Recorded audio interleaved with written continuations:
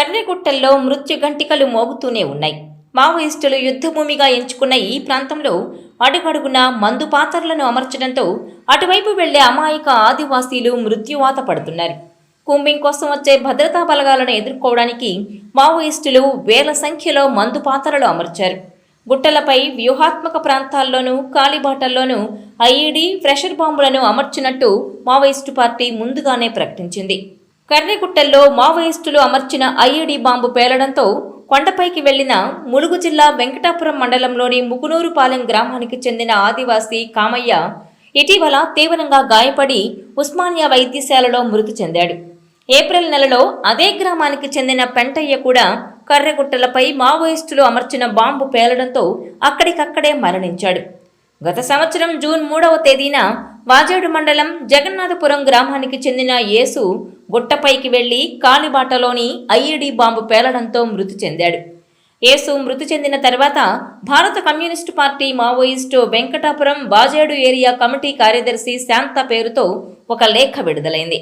భద్రతా బలగాల కగార్ ఆపరేషన్ దాడి నుంచి రక్షణ పొందడానికి కర్రెగుట్టల్లో బాంబులు అమర్చామని తెలిపారు.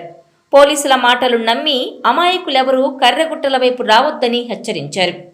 ఆపరేషన్ కగార్లో భాగంగా ఏప్రిల్ 21 నుంచి మే నెల 11 వరకు 21 రోజుల పాటు భద్రతా బలగాలు ఈ గుట్టలను జల్లెడబట్టాయి.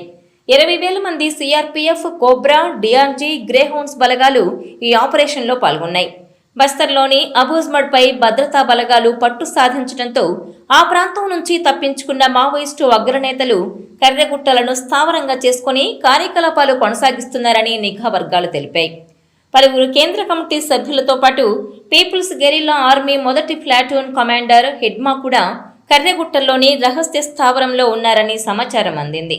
కేంద్ర హోంమంత్రి అమిత్ షా ఆదేశంతో ఆపరేషన్ బ్లాక్ ఫారెస్ట్ పేరుతో కర్రెగుట్టలను భద్రతా దళాలు జల్లెడపట్టాయి.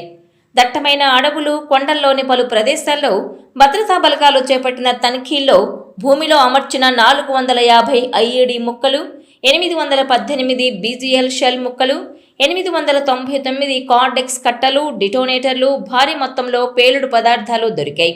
కర్రెగుట్టల ఆపరేషన్ సందర్భంగా మావోయిస్టులు పేల్చిన మందు పాత్రతో గ్రేహౌండ్స్ కానిస్టేబుల్స్ పవన్ కళ్యాణ్, శ్రీధర్, సందీప్లు మృతి చెందారు.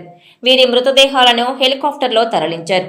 పాకిస్తాన్తో యుద్ధం సందర్భంగా కర్రెగుట్టల నుంచి భద్రతా బలగాలను తాత్కాలికంగా వెనక్కి పంపిస్తున్నట్టు కేంద్రం ప్రకటించింది. ఆపరేషన్ బ్లాక్ ఫారెస్ట్ కొంతకాలం తర్వాత మళ్లీ చేపడతామని తెలిపింది.